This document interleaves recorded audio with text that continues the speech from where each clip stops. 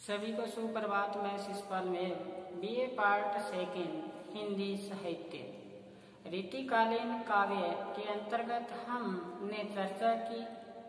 केशवदास हमारे पाठ्यक्रम में जारी है, चल रहा है। केशवदास की जो अवधपुरी शोभा वर्णन है उसके बारे में हमने चर्चा की। उससे पहले श्री राम की वंदना पर हमने चर्चा की। पूर्ण पुराण अरु पुरुष पुराण परिपूर्ण बतावे न बतावे और उक्ति को दर्शन देत जिन दर्शन समझे न नेति नेति कहे वेद छाड़ी आन उक्ति को। फिर बताया सरस्वती वंदना के अंतर्गत कि बानी जगराने की उदारता बखानी जाए। ऐसी मति उदित उदार की कौन की भई। फिर बताया देवता प्रसिद्ध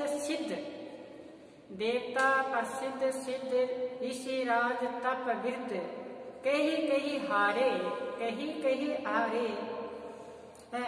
हारे कहू के गई। बावी भूत वर्तमान जगत बखानत है।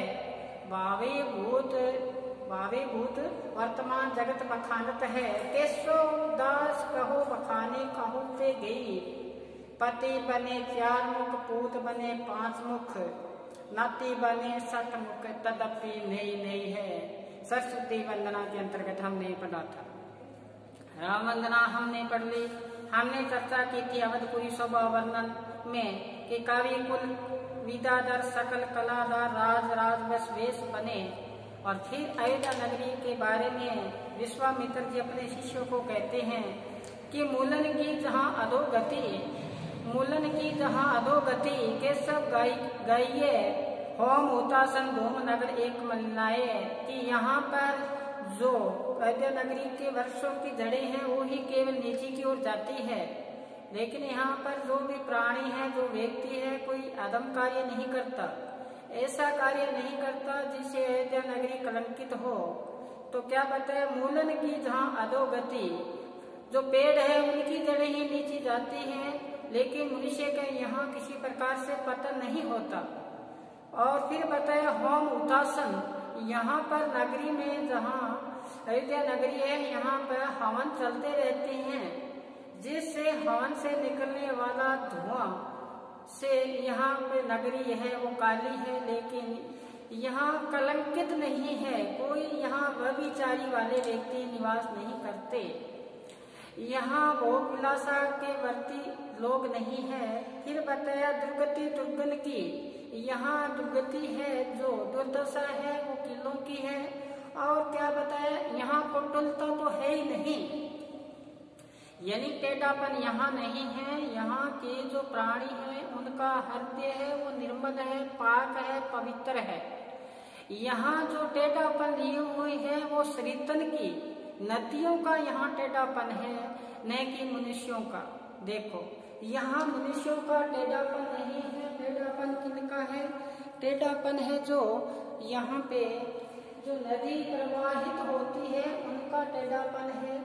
और फिर बताया श्रीफल की अभिलाषा, कवि जन है वो एक उपमा के रूप में श्रीफल की क्या रखते हैं? अभिलाषा रखते हैं कवि जी के मन में। कवियों के मन में जो श्रीफल की भावना होती है वो उसके बारे में बताया।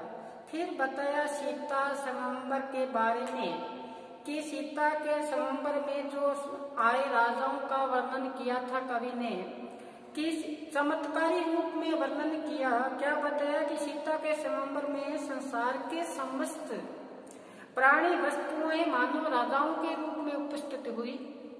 कैसे कि पावक पावन मणि पतंग पनंग पृथु जेते ज्योतिवत जग ज्योतिष गाये हैं। जितने भी वेद शास्त्रों में ज्योतिषियों ने उल्लेख किया, जैसे अग्नि का, पवन का, मणि वाले सर्प, शेषनाग का पन्ना यानी कि मणि विशेष सूर्य है, ये चंद्र तारे हैं आदि, ये जो ज्योतिपुंज है विद्यमान है, ये सभी राजाओं के रूप में वहां उपस्थित हुए। और फिर आगे बताया था, ये आपकी जब नजर में डालने वाली बात है, थोड़ा ध्यान रखना कि हम जिस शहर जिस गांव में एक बार चले जाते हैं वहां का एक प्रतिबिंब हमारे अंदर विराजमान हो जाता है, तो हमें वो बात याद रहती है। इसी प्रकार बार बार अभ्यास करने पर, बताने पर आपके जो मुख्य व्याख्या है एग्जाम में पूछी जाती है वो आपको ध्यान रहे। कहते हैं ना, कर्त कर्त अभ्यास, क्या कर्त कर्त अभ्यास जड़मती हुए सुजान, रसरी आवत जात से सिर पर पड़त निशान। कहते हैं बार बार अभ्यास करने पर जड़ वस्तु में ही चेतन हो जाती है। जिस प्रकार से कुएं से पानी निकालने से कुएं पे बने हुआ पाल चबूतरा पत्थर मार्बल का होता है, उसके भी रस्सी का घर्षण होने से क्या बन जाते हैं, लकीरें बन जाती है। इसी प्रकार अभ्यास जरूरी है। तो इसी प्रकार ये बताया कि जब सीता जी का स्वयंवर हुआ तो बताया सातों दीपन के अवनीपति हारी रहे। सातों दीपों के अवनीपति का आशय इस पृथ्वी के राजा हारी रहे जी। जब जाने 20 विषय वर्त भंग भय सुखो केशव को धनु ताने, शोक की आगी लगी परिपूर्ण आएगी घन श्याम बिहाने, जानकी के जनकादिक के सब फूल उठे तरु पुण्य पुराने। तो कवि ने यहाँ पे बताया कि कैसे वर्णन करते हुए कहते हैं कि सीता के संवरण में आए हुए सातों द्वीपों के राजा सभी राजा जब शिव धनुष की प्रतिज्ञा चढ़ाने में हार गए, तब जनक के मन में एक शंका की अग्नि अंदर हुई कि अगर ये धनुष किसी राजा महाराजा से उठाया नहीं गया तो सीता का विवाह किसके साथ होगा। तो ऐसा जब उनका जो व्रत धारण कर रखा था वो व्रत भंग न हो जाए, ऐसा किसने सोचा, राजा जनक ने सोचा। सीता के स्वयंवर में सातों द्वीपों के राजा हार चुके थे, तभी ये बात हुई। फिर कहते शोक की आगी लगी, अंदर ऐसे शोक की अग्नि लगी। तब श्री रामचंद्र जी बादल बन के आए और ऐसे बादल की बारिश की, तो सूखे हुए पेड़ क्या हुए, उसमें भी कोपले निकली, उनमें हरियाली व्याप्त हुई, चारों तरफ से हरियाली हुई और ऐसा वातावरण हरियाली का यानी सुखद का वातावरण प्राप्त हुआ। जानकी जनकादि फूल फूले तरु पुण्य पुराने, ऐसा लगा जैसे हमें पुराने पुण्यों की क्या हो गई है, प्राप्ति हो गई है। तो यह बताया सीता स्वयंवर की बात। तो ये जो केशवदास है इनका काव्य कहते हैं कठिन काव्य का प्रेत माना जाता है। इनमें जो व्याख्या है थोड़ी कठिनता लिए हुए है, तो आप ध्यान से इनका वीडियो सुनना, समझ में आपके आ जाएगी। प्रयास करता हूँ एक एक शब्द पर अपने पकड़ बनाते हुए आगे चलते हैं, उसी हिसाब से अपने करते हैं। तो जितने भी आपको जैसे वीडियो बने तो आप ध्यान से सभी को सुनना, मेहनत लगी है इसको अच्छी तरह सार्थक करना। जैसे अपने बिहारी से शुरू किया था तो प्रश्न भी बनता है कि बिहारी के काव्य में भक्ति नीति श्रृंगार की त्रिवेणी लहरा रही है। तो जैसे ही बिहारी का नाम याद आते ही हमें पता है कि इनकी जो व्याख्या प्रथम व्याख्या है वो है मेरे भव बाधा हरो राधा नागरी सोई, जा तन की जहाई परे हरित दूती हुई। तो इसी प्रकार से भक्ति नीति का जैसे नीति का अर्थ है कि जल क्या नल अरु नर नील की गति एको कर जोई, जितो नीर नीचो हो चाले ते तो ऊंचो होई। तो ये जैसे नीति संबंधी है। और जैसे दृग ऊर्जत कुटत कुटुम्ब दुरत चतुर्चित प्रीति, प्रतिमान प्रति दुर्जन ही है गांठी मानो। तो ये है नीति संबंधी। और जैसे श्रृंगार का तो यहाँ पे कहते हैं ससैया के दोहरे जो नावे की तीर देखने में छोटे लागे गाँव करे गंभीर। ये इनके दोहे देखने में छोटे लगते हैं, लेकिन ब्रजनाथ जी ने ये लिखा कि ये छोटे जरूर है, इनके जो भाव है बड़े गंभीर है। तो आप श्रृंगार के कहत नट इज्जत की इज्जत मिलत लज्जात भरे भवन में करत है नैन स्यों बात। इसके बाद में हमने गणानंद शुरू किया था। गणानंद अति सुदो स्नेह को मार्ग है जाने को श्यानक बांक नहीं, ता साते चले तो ज्वापन को जिसके कपटे ने सांक नहीं। ये व्याख्या बार बार भी पूछी जाती है। सोयो न सोई वो जागो न जागी वो अनोखी आगी लागी चाहे की। इसी प्रकार से सेनापति का नाम आते ही आपको पता है सेनापति का जो प्रकृति चित्रण है उसका प्रश्न आता है एग्जाम में। सेनापति का जो श्रृंगार वर्णन में एक पंक्ति आई थी, बहुत महत्वपूर्ण थी, आपको पता हो कौन सी? तेरे नेह नाते ते लागत है पड़ोसी प्यारे। कहते मैं आपसे प्रेम किया तो इसलिए आपके पड़ोसी प्यारे लगने शुरू हो गए। देखो आपके नेह नाते ते लागत है पड़ोसी प्यारे, आपके प्रेम किया आपके पड़ोसी प्यारे लगते हैं। इस प्रकार से गिरधर की कुंडलियां हमने पढ़ी, देव का पढ़ा कि देव में बताया सोने सोने के धोनी चातक मोरने सो, है ना। इसी प्रकार से आप ऋषि रहे और इस प्रकार से उनकी भक्ति भावना भी पढ़ी थी हमने। भोग में रोग रोग में भोग सो काया कलेश कमायो। फिर कहा था कि हमने पढ़ा पद्माकर के रस निरूपण भी पढ़ा, ऋतु वर्णन भी पढ़ा, भक्ति भी पढ़ा कि राम को नाम जपो निस्वास्त्र, राम को नाम को आसरो है भारी। आगे इसी प्रकार बताया था कि जोग जब संध्या सब ही तजे, और सेनापति हमने चर्चा की। इस प्रकार से गणानंद जी गिरधर की कुंडलियां रजब के पद भक्ति से संबंधित थे, हमने चर्चा की। आपका मुख्य एग्जाम में जो प्रश्न आता है वो जैसे बिहारी के काव्य में भक्ति नीति श्रृंगार की त्रिवेणी लहरा रही है, और इसी प्रकार सेनापति का प्रकृति चित्रण, और आज गणानंद का प्रश्न जो आएगा महत्वपूर्ण, गणानंद प्रेम के पीड़ा के कवि है, यह इस प्रकार से पूछ दें कि समझे कविता घन आनंद की है आंखन की पीर जकी। गणानंद की वही कविता समझ सकता है जिसके हृदय में क्या हो, पीड़ा की आंखें हो। लागी सो जाने कठिन लगन की पीर, लागी सो जाना कठिन लगन की पीर, बाहर गाव दिखे नहीं रोम रोम में पीर। ये भी आप पूछ सकता है, इसमें से व्याख्या बनती है। रज्जव की भक्ति भावना पूछ सकते हैं। और फिर देखो, फिर अपने जैसे प्रश्न आता है ऋतुकालीन की सामान्य परिस्थितियों पर वर्णन कीजिए। ऋतुकालीन की जो परिस्थितियां कौन सी रही है, नामकरण की प्रवृत्तियां धाराएं कौन सी रही है, रीति मुक्त, रीतिबद्ध, रीति सिद्ध, इसके बारे में पूछ सकते हैं। काव्य लक्षण, काव्य गुण और काव्य हेतु, इनके बारे में चर्चा पूछ सकते हैं। महत्वपूर्ण प्रश्न बनता है नायक नायिका भेद। कौन सा? नायक नायिका भेद। तो नायक नायिका भेद में जैसे नायिका कितने प्रकार की, नायिका के कितने भेद होते हैं और नायक के कितने भेद होते हैं। तो जैसे नायक है, नायक में जैसे बताया कि 3 भेद बताए नायक के, 4 भेद बताए। जैसे फर्स्ट भेद है अनुकूल नायक और दक्षिण नायक, अनुकूल दक्षिण, सठ नायक, दष्ट नायक। ये नायक होते हैं अनुकूल नायक वो होते हैं जो अपनी स्त्री, नायिका अपनी जो स्त्री या नायिका से ही क्या रखते हैं, प्रेम रखता है, और पर नारी से जो विमुख रहता है वो होते हैं अनुकूल नायक। क्या बताएं, सदा अपनी नारी ते राखे अति ही प्रीति, और क्या बताए पर नारी से विमुख रहे, अनुकूल सुरीति, इसको बोलते हैं अनुकूल नायक। जो अब जैसे अपने भूषण, काव्य में एक बचा हुआ भूषण है जिसकी हम 6% व्याख्या शेष है, उसके बाद में नायक नायिका भेद करेंगे। इसके बाद में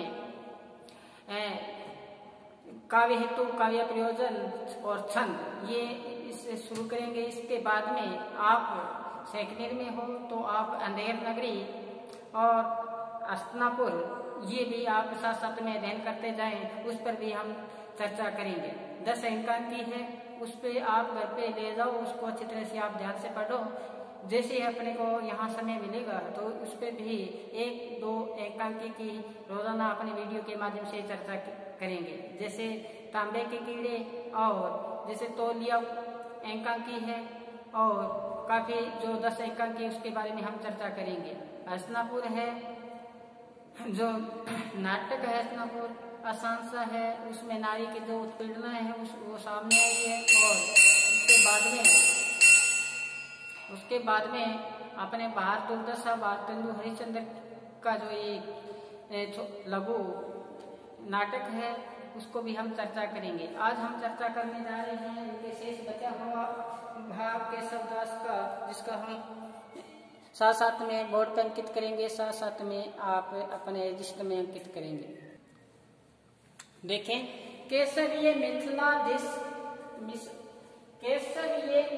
द्वीप है, जग में जिन कीर्ति बेली गई है, दान कृपान दानन तो शिवरी वसुधा जिन हाथ लई है, अंग 6 सातक 8 सो भव तीनहु लोक में सिद्धि भई है, देवत्री अरुराश्री परिपूर्णता शुभ योग मई है, केशव ये मिथिला द्वीप है, जग में कीर्ति बेली गई है, दान कृपान निदानन सो शिवरी वसुधा जिन हाथ लई है, अंग 6 सातक 8 सो भव तीनहु लोक में सिद्धि भई है, वेदेत्री अरुराश्री परिपूर्णता शुभ योग मई है।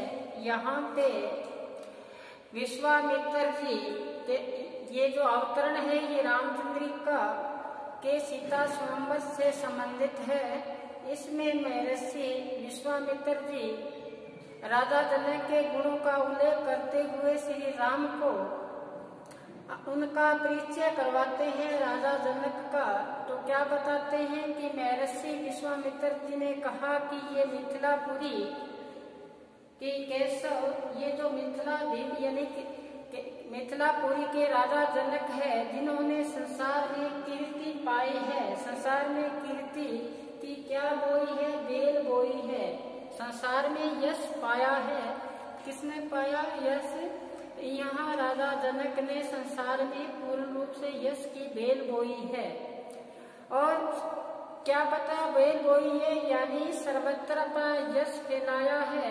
उन्होंने दानशीलता से दान कृपान विदानन सो शिगरी वसुधा जिन हाथ नहीं है, अपने दान तलवार से प्रहार करके, दान रूपी तलवार से प्रहार करके इस समस्त द्रातल यानी कि सारी पृथ्वी जीती है। आया है ना, दान कृपान विदानन सो, अपने दान रूपी तलवार से पूरी सृष्टि पूरी पृथ्वी को जीती है। वसुधा जिन हाथ नहीं है, वसुधा का से पृथ्वी को हाथ में लिया है। किसके बल से? दान के बल से। तो यहाँ पर विश्वामित्र जी श्री राम को क्या बताया है? राजा जनक का यश के बारे में, उनकी महिमा का गुणगान कर रहे हैं विश्वामित्र जी, महर्षि विश्वामित्र जी। आगे बताया अंग 6 सातक 8 सो भव तीनहु लोक सिद्धि मई है। उन्होंने बताया, उन्होंने 6 अंगों, अंग 6 कौन से बताया? 6 वेदांग, जो 6 वेदांग है, जैसे शिक्षा है, कल्प है, शिक्षा कल्प निरुक्त व्याकरण छंद ज्योतिषी का ज्ञान, ये है 6 वेदांग। 6 जो वेदांग है उसके बारे में बताया। 7 आगे बताया 7 राज्यांगों, 7 राज्यांग कौन से बताए? राजा है, जैसे मंत्री है, मित्र है, कोष है, दुर्ग है, देश है और सेना से युक्त है। इस प्रकार इनका साम्राज्य फैला हुआ है। फिर बताया 8 भव तीनहु लोक में सिद्धि गई है। तो 8 योगों का नाम आया है, जैसे यम नियम आसन, प्राणायाम, ध्यान, प्रत्याहार, धारणा और समाधि से संपन्न है। इस तरह पूर्ण ज्ञानी और सम्राट योगी है, इसलिए पूर्ण ज्ञानी और सम्राट योगी है। आगे बताया वेद श्री अरुराश्री परिपूर्ण। तो इसमें बताया उन्होंने वेद, जैसे वेदेत्री अर्थात ऋग्वेद, यजुर्वेद, सामवेद और राजश्री को भी परिपूर्ण शुभ योग बताया। आशय यह है कि जनक प्रतापी राजा महान योगी और महर्षि है, जिन्होंने इनकी व्यक्तित्व ये विशेषता बताई और बताया कि कीर्ति की बेली, तो यहाँ पे कीर्ति की बेली का रूपक अलंकार बताया कवि ने। यहाँ पे श्री राम को विश्वामित्र जी बता रही है कि जो जनकपुरी है वो किस प्रकार से कीर्ति की बेल बोई है। राजा जनक ने दान के बल पर यहाँ पर पूरी सृष्टि को अपने हाथों में लिया है। इनके 6 अंग, 7 अंग, 8 अंग और तीनों लोक में इन्होंने सिद्धि पाई है। वेदों का बात यहाँ पर की वो परिपूर्ण है, शुभ योग में ही है। ये था यहाँ पर विश्वामित्र जी द्वारा जनकपुरी की, जो मिथिलापुरी राजा जनक की विशेषताओं का प्रकाश डाला यहाँ पे। कल हम जो शिव धनुष को राम अकेले ही उठा सकते हैं, किस प्रकार उठाते हैं उसके बारे में चर्चा करेंगे। और फिर परशुराम संवाद, परशुराम आते हैं उनका जो बातचीत है उसके बारे में हम चर्चा करेंगे। साथ साथ में काफी विस्तृत है। केशवदास की रामचंद्रिका में तारतम्य का अभाव है। कभी अभी परशुराम का बाद में बात चर्चा होगी जब धनुष को उठाने के बाद में, और क्रोधित होकर उसका क्रोध कैसे शांत करेंगे रामचंद्र जी।